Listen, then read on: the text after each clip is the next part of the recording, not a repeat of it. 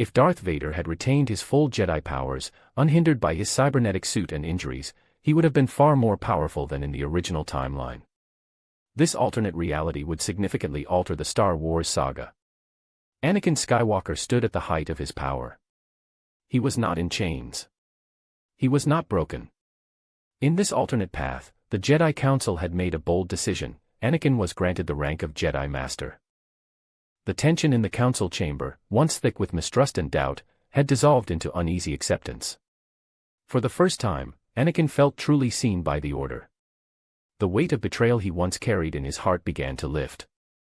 Master Windu had opposed it, of course. But Yoda, Obi-Wan Kenobi, and others had sensed the shift in the Force. They saw that resisting Anakin's growth might only deepen his frustrations and push him toward the shadows. And so, with hesitation and hope, the Council welcomed him into their inner circle. Anakin's presence on the Council changed everything. He was no longer treated like an unpredictable outsider. He now had access to deeper Jedi knowledge, secret teachings, and strategic discussions. His voice was heard, and his opinions mattered. The manipulation of Chancellor Palpatine began to lose its grip on him. The Chancellor's words about power and destiny no longer rang so clearly. Palpatine noticed the difference. He watched Anakin's loyalty to the Jedi begin to grow stronger. The seed of doubt he had long planted in the young knight's heart was withering.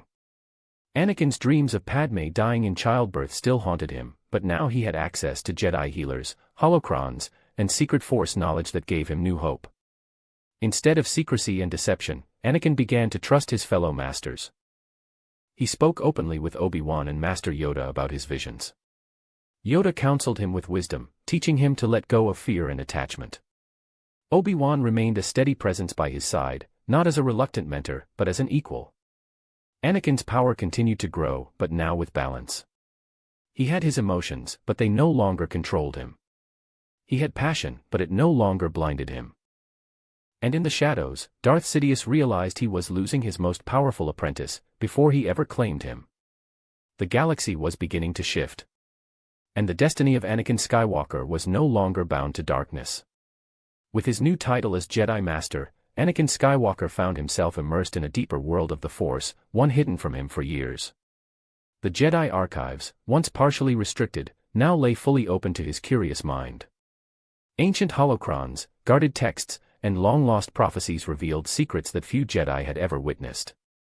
He studied them for hours at a time, trying to piece together the meaning behind his recurring nightmares, visions of Padme dying, screaming in agony as he stood helpless.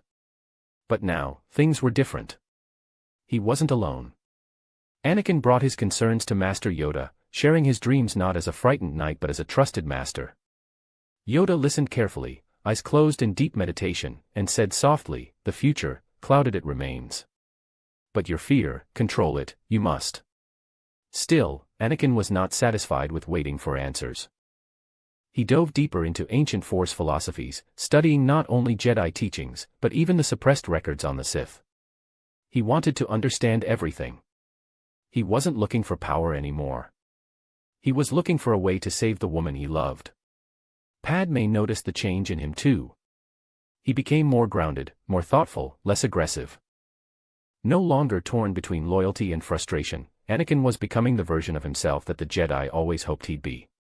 But across the city, Chancellor Palpatine watched closely. His influence over Anakin had begun to fade. The trust they once shared was now fractured. Palpatine had promised Anakin that only he could save Padme from death, but now Anakin had alternatives. Real knowledge. Real guidance.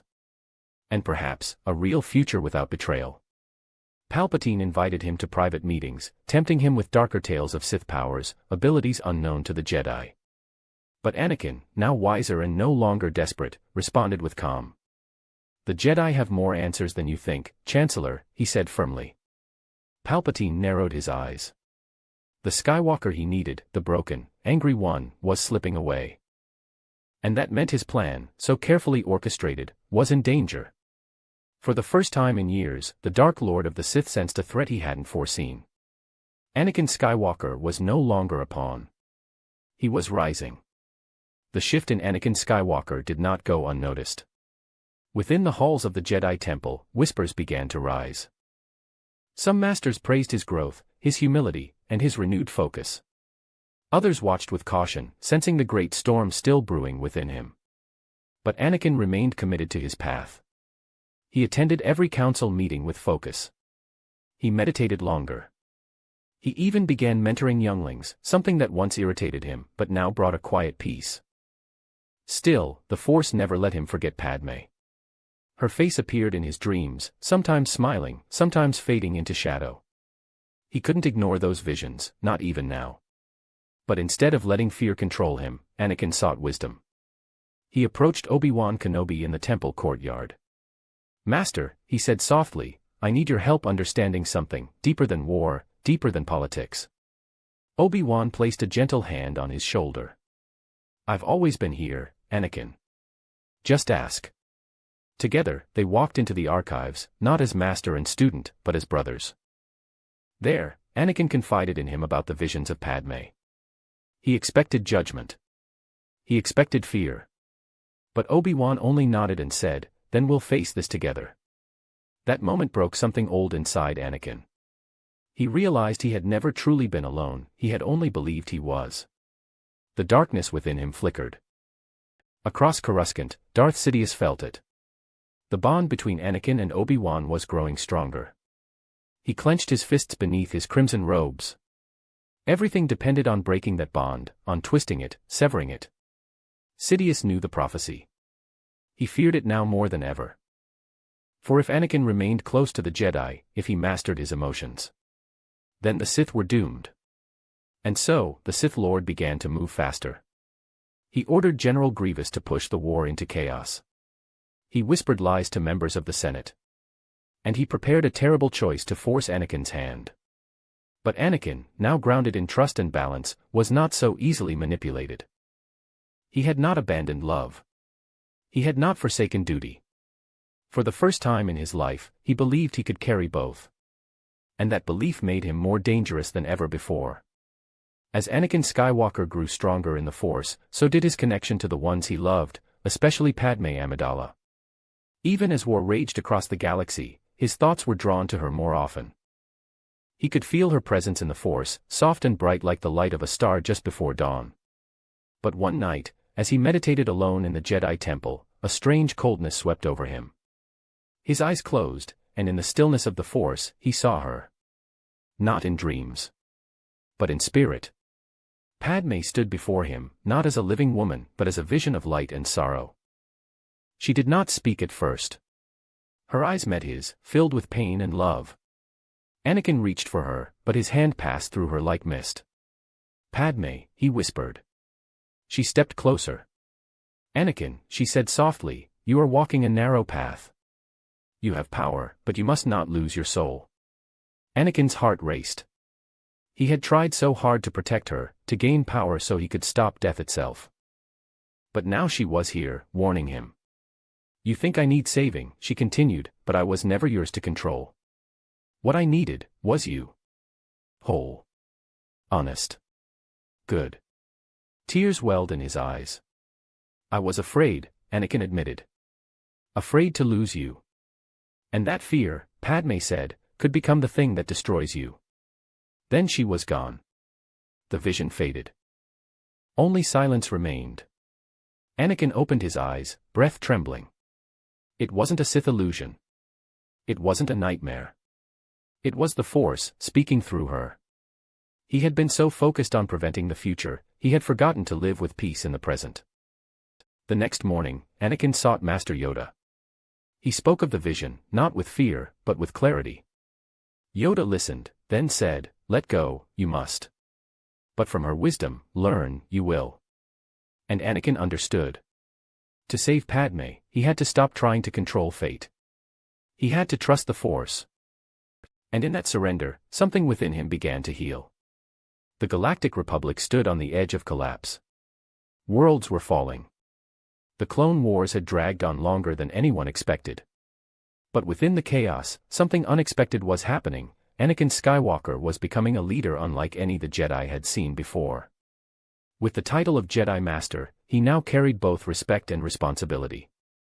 The Jedi Council began trusting him with missions of the highest sensitivity, placing him in command not only of battalions, but of strategy and diplomacy.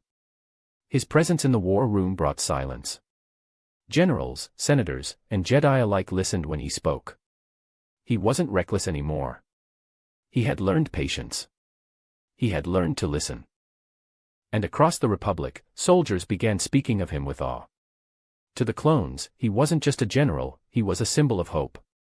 Even Jedi like Plo Koon and Aayla Secura began to admire his battlefield wisdom. But this growing power came with a price. Anakin was not blind. He saw how politics had corrupted the Senate. He saw how the Jedi Council was forced to compromise its values to maintain order. He saw that the Republic, the very institution he fought to protect, was beginning to rot from the inside. One evening, as Coruscant burned with the fires of distant war, Anakin stood with Obi-Wan on a balcony overlooking the skyline. "Do you ever wonder," he asked, "if we're saving something that's already lost?" Obi-Wan didn't answer at first. Then he said, "I wonder every day." Anakin turned to him, his eyes heavy with responsibility. "There has to be a better way. The Jedi, we're not just peacekeepers anymore. We've become something else." "You've changed," Obi-Wan said. "For the better. But be careful, Anakin. A better way must still be the right way." Anakin nodded. His heart carried the burden of too many truths. He could see that war had changed them all. He didn't want to become a tyrant. He didn't want to watch the galaxy fall apart. But in that moment, the thought planted itself deep within him: if no one else could fix the system, maybe he would have to. Chancellor Palpatine stood at the center of a crumbling republic, weaving lies like a master of shadows. But now, his greatest tool, Anakin Skywalker, was slipping from his grasp. Anakin, no longer a frustrated knight, had become a Jedi master. He was no longer a man driven by confusion and secret rage. He had begun to trust the Jedi, trust himself, and question everything Palpatine ever told him. The Chancellor noticed the shift. The visits became colder. The manipulation, more desperate. In one final move, Palpatine revealed his true identity to Anakin, cloaked in dark robes, his voice laced with ancient venom. "I am the only one who can save Padme," he whispered. "The Jedi will never teach you what I know." But Anakin didn't react with anger. He didn't ignite his lightsaber. He simply stared, breath steady. "You're the Sith Lord," he said, voice like stone. Palpatine stepped forward, eyes burning. "You have the power, Anakin. Together, we can bring peace. The Jedi are traitors, they fear you." But Anakin had already made his choice. He left the Chancellor's chambers in silence. He went straight to the Jedi Council. Obi-Wan, Yoda, and Mace Windu listened as Anakin spoke the words that would change the galaxy. "Palpatine is the Sith Lord. The one we've been searching for." The temple trembled with those words. Mace Windu moved immediately, gathering a team to confront him. But Anakin stopped him. "Let me come with you," he said. "I need to see it through." Windu looked at him, saw no darkness, only resolve, and gave a silent nod. The battle in the Chancellor's office was swift and brutal. Sidious unleashed every ounce of his power. Lightning screamed from his fingers. Screams echoed in every direction. But this time, it was not fear or hesitation that guided Anakin. It was clarity. He moved like the chosen one he was always meant to be. In the end, it was Anakin who delivered the final blow.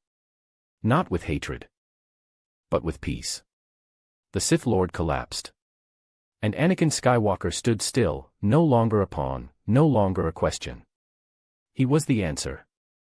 The galaxy mourned and celebrated at once. Darth Sidious was gone. The Sith Lord who had manipulated war, politics, and destiny itself had fallen, defeated not by vengeance, but by the strength of Anakin Skywalker's clarity. The Jedi Temple stood in silence, the Council deep in thought. Anakin had returned not only victorious but unchanged. He did not crave reward. He asked only for one thing: truth. With Sidious dead, the Republic found itself without a leader.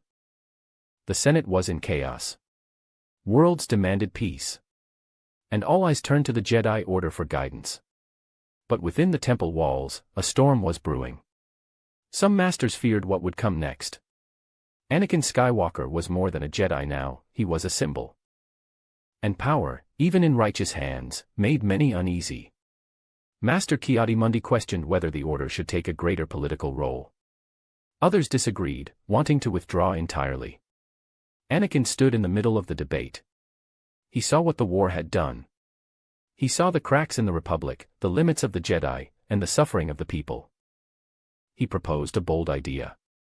"Let us not restore the old Republic," he said, "but build something better. One that includes the wisdom of the Jedi, but not the blindness of the past." Obi-Wan Kenobi supported him. So did Master Yoda, though with caution. They began to reach out, to leaders of neutral systems, to peacekeepers, to philosophers. Anakin wasn't trying to seize control. He was trying to unify. But unity is a fragile thing. There were those in the shadows, former separatists, power-hungry senators, warlords, who feared what Anakin might become. They began to whisper. They began to plot. And in quiet corners of the galaxy, darkness began to stir once more. But this time, the Jedi were not divided. And Anakin was not alone. He stood with the Order. He stood with the people. He stood with Padme, who had survived the birth of their children, Luke and Leia, protected now by a galaxy that had barely escaped destruction. Anakin Skywalker had stopped the fall. But the future still remained unwritten. Not all were pleased with the fall of Darth Sidious. Deep within the remnants of the Sith Order, resentment burned like a dying star refusing to fade. Among the Inquisitors, among scattered Sith loyalists and hidden followers, there were whispers of betrayal. Anakin Skywalker had been meant to be their future. He had been the blade the Sith would use to rule the galaxy. And now, he had turned. Among them was a former Sith assassin, known only as Varnies, once trained by Sidious in secret. Varnies believed that Anakin had stolen the destiny of the Sith, corrupted the prophecy, and betrayed true power. He vowed to take revenge, not just on Anakin, but on the Jedi Order itself. Meanwhile, Anakin felt the tremors of darkness through the Force. There was unrest, an energy that pulsed just beyond reach. Master Yoda warned him, and the Sith did not. Shadows cling when light shines too quickly. Anakin took the words to heart. He began training a new generation of Jedi, one that balanced emotion with discipline, strength with compassion. He shared with them the lessons of his near fall, and the wisdom he found through pain. The Jedi Temple, once rigid in its ways, began to evolve. The code was no longer a cage. It became a guide. But change invites enemies. One night, as Padme held baby Luke in her arms, a dark ripple tore through the Force. An explosion rocked the outer wall of the Jedi Temple. An ambush. Varnies and his loyal followers had struck. Their blades burned red. They came not to conquer, but to destroy. Anakin rushed into the heart of battle, his lightsaber ignited in a blaze of blue. He moved with purpose, not like the Sith warrior he might have become, but as the Jedi he now was. Varnies confronted him in the Hall of Reflection. "You betrayed us," the assassin growled. "No," Anakin replied, calm and resolute. "I fulfilled the prophecy. I brought balance." Their duel lit up the temple in flashes of red and blue. And when it ended, Anakin stood victorious. The Sith had returned, but so had the Jedi. Stronger. Wiser. And finally, united. In the months that followed the defeat of Darth Sidious, the Jedi Order stood at a crossroads. The war was over. But peace was fragile. Anakin Skywalker, now a Jedi Master and war hero, understood more than anyone that survival wasn't enough. If the Jedi were to protect the galaxy, they had to change. The old ways had failed. The code, once absolute, had grown rigid, unable to bend with the changing tides of the galaxy.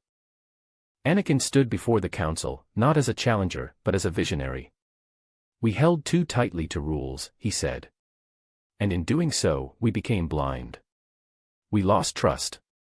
We lost connection. If we do not evolve, we will repeat our mistakes." Yoda looked upon him with cautious wisdom. Mace Windu, now more open to change, gave a slow nod. Obi-Wan Kenobi, proud but measured, added, "Perhaps it is time the code served the Jedi, and not the other way around." Together, they began to rewrite it. No longer would attachment be forbidden, but fear, jealousy, and control would be. Jedi could now love, but with accountability. They would not be soldiers anymore, but guardians of peace, justice, and truth. Younglings were taught not to suppress emotion, but to understand it. Meditation and empathy became as important as lightsaber drills.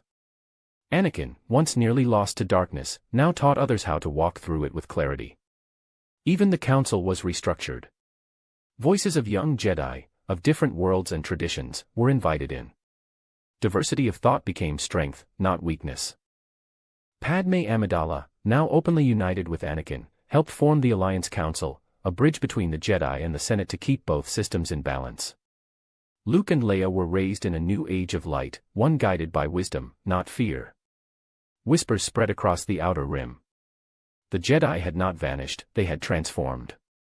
And across the stars, systems once lost to war now sent emissaries to learn from this new code. Anakin Skywalker had once been seen as the greatest threat to the Jedi. Now, he was their greatest reformer. And the future had never felt so alive. The galaxy was beginning to breathe again. After years of war, betrayal, and loss, a quiet sense of renewal spread through the stars. But peace was not given, it had to be protected. And for that, alliances were needed. Anakin Skywalker, now both Jedi Master and Reformer, turned his eyes toward the Outer Rim. There, scattered clans of Mandalorians had begun to rise once more, warriors without a war, proud and restless. Many feared them. But Anakin saw something else. He saw strength. Honor. Loyalty to clan and cause. He believed they could be more than just warriors, they could be allies. So he traveled to Mandalore, not with armies, but with an open hand. He stood before Bo-Katan Kryze, leader of the Night Owls, and spoke not as a general, but as a Jedi who understood the cost of war. The Jedi made mistakes, Anakin said. So did the Republic. But we don't have to repeat them. Together, we can build something stronger. Bo-Katan studied him with suspicion. Her people had suffered under the Empire's shadow. They did not forget. But she saw something in Anakin's eyes. Not arrogance. Not deception. But pain. And truth. She agreed to an alliance, on one condition. The Jedi would respect Mandalorian sovereignty. And the Jedi would listen, not just lead. Anakin agreed. In time, Jedi Padawans trained side by side with Mandalorian warriors. They learned discipline, tactics, and trust. In turn, Mandalorians studied the Force, not to wield it, but to understand it. Together, they formed the Vanguard of Unity, a special peacekeeping force guided by both strength and wisdom. Even skeptics within the Jedi Order began to believe. What once seemed impossible was now reality. Two ancient powers, long at odds, had found balance. Padme helped bridge diplomacy. Obi-Wan, once a rival of Mandalore, now served as an ambassador. And through it all, Anakin stood at the center, not as a conqueror, but as a connector. The alliance held. And through it, the cracks in the galaxy began to close. Old wounds healed. New hope emerged. And a future once shattered by war now shined brighter than ever before.